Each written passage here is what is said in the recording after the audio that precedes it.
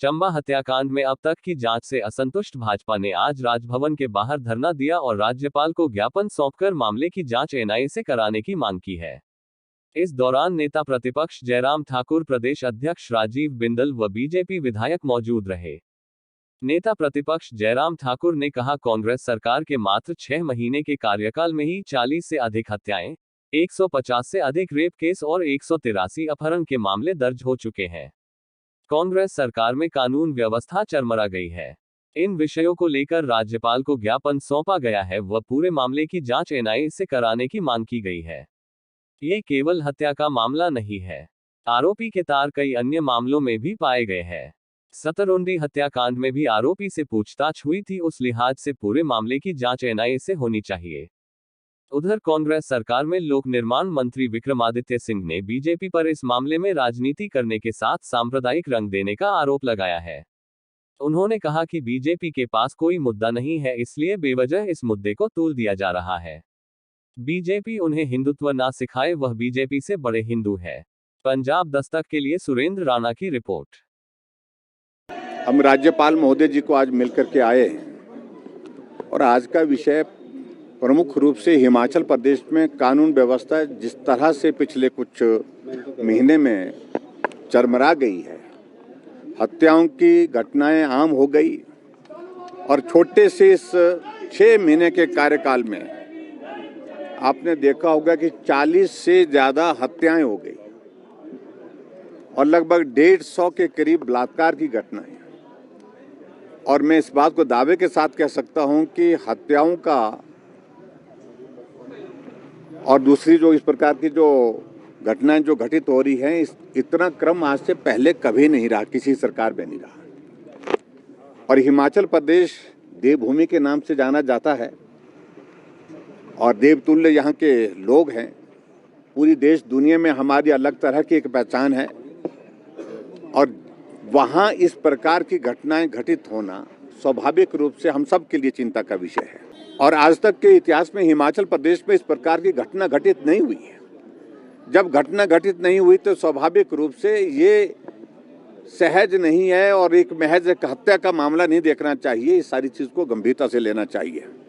मैं और हमारे पार्टी के अध्यक्ष डॉक्टर राजीव बिंदल विधायकों के साथ, पूर्व विधायकों के साथ, पार्टी के नेताओं के साथ परिवार को सांत्वना देने के लिए यहाँ से निकले, लेकिन सुरुनी सब डिवीज़न के प्रवेश होने से पहले ही वहाँ पर हमको रोक दिया गया। जिनके जो पीड़ित के परिवार को मिलने के लिए जहाँ जा रहे थे वहाँ से 60 किलोमीटर दूर हमको रोक दिया गया और रोकने के पश्चात आगे जाने नहीं दिया गया कि 144 लगी है धारा, इस कारण से आप जा नहीं सकते। और काफ़ी देर तक इंतजार करने के बाद फिर हमने धरना दिया, उसके बाद हम वापस आए। लेकिन हमारा कहने का अभिप्राय ये है, आज तक भी अभी देखा होगा 3 दिन पहले भी वहाँ पर लगभग 10,000 लोगों ने, जिसमें कोई पार्टी नहीं थी, राजनीतिक दल नहीं था, लेकिन सामाजिक संगठन जो है मिलकर के सब समाज के लोग निकल आए। 10,000 लोगों ने प्रदर्शन किया। और जहाँ तक उस परिवार की, उस व्यक्ति की पृष्ठभूमि जो आरोपी है, उसके संदर्भ में मुझे कहना है कि वो संदिग्ध है और उस बारे में इन्वेस्टिगेशन बहुत गहनता से होनी चाहिए। एसआईटी कॉन्स्टिट्यूट की है, वो सिर्फ एक सीमा तक देखेंगे, वो मर्डर के मामले को देखेंगे। लेकिन हमारा मानना है कि वहाँ वो इलाका बिल्कुल सेंसिटिव है, जम्मू कश्मीर के बॉर्डर के बहुत करीब है। सतरुंडी हत्याकांड वहाँ पर आपको मालूम है कि 98 में हुआ, जिसमें 35 लोगों की हत्या वहाँ पर कर दी थी आतंकवादियों ने घुस करके। ऐसे में इस बात को लेकर के आशंका जाहिर की जा रही है कि इसकी इन्वेस्टिगेशन सिर्फ हत्या तक नहीं, आगे भी होनी चाहिए। इसका ताल्लुक किस प्रकार से है, इसका व्यवहार कैसा रहा है, जिसके बारे में आपको मालूम पड़ा है कि बहुत बड़ी ज़मीन पर कब्जा कर रखा है सरकार की। और उसके साथ साथ में और भी बहुत सारी चीज़ें हैं, उसके बैंक की ट्रांजैक्शन अकाउंट्स की बातें हैं उसमें, और जो उसके व्यवहार की बातें हैं, उन सारी चीज़ों की इन्वेस्टिगेशन तभी हो पाएगी जब नेशनल इन्वेस्टिगेटिंग एजेंसी जो है उस सारी चीज़ की जांच करे। ये हमने आज माननीय राज्यपाल महोदय जी के समक्ष अपना आग्रह रखा, निवेदन। नेता हैं आदरणीय डॉक्टर राजीव बिंदल जी और उनकी पूरी जुंडली, उनके पास कोई मुद्दा नहीं है, इसलिए बेवजह मुद्दे को मुद्दा बनाने का प्रयास किया जा रहा है।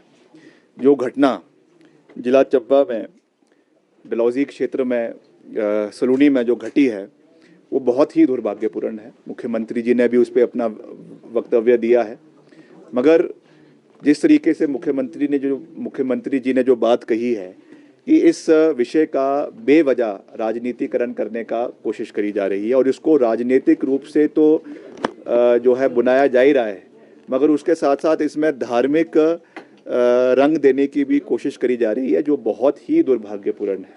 ये इंसिडेंट हुआ है, कल्प्रिट्स है इसमें जो अलेजेड जिसने ये मर्डर किया है, they all are in police custody. उनकी जिसने ये अपराध किया, उनका पूरा परिवार जिनके ऊपर ये आरोप लगे हैं, उनको पुलिस ने हिरासत में ले लिया है, अरेस्ट हो चुके हैं और पुलिस रिमांड में है या जुडिशियल रिमांड में, ये मैं नहीं जानता हूँ, मगर जो कानूनी प्रक्रिया थी वो पूरे तरीके से पूरी हो चुकी है। अब अगर ये बोल रहे हैं कि उनको आप जो है सूली के ऊपर टांग ले, तो mister Jairam should remember that we are not living in a banana Republic.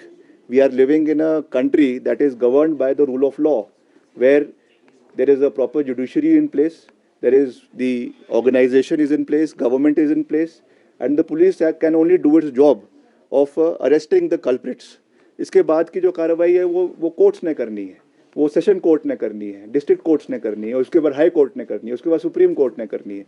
तो इस तरीके की बेबुनियाद बातें करना मैं समझता हूँ सही नहीं है। आज उन्होंने जो है एक ज्ञापन माननीय राज्यपाल जी को दिया है, तो वो उनका अधिकार है, विपक्ष में है, उन्होंने अपने अधिकार को जो है वो रखा है, बातें रखी है, उसके लिए मुझे उस पर कोई टिक्का टिप्पणी नहीं कहनी है। मगर उन्होंने ये कहा कि इतने यहाँ पे बलात्कार हुए हैं, इतने यहाँ पर जो है मर्डर हुए हैं। पहले जयराम जी के कार्यकाल में जो 1500 दुष्कर्म के मामले 5 साल में उनकी सरकार के अंदर हुए, पहले उसका जवाब दे।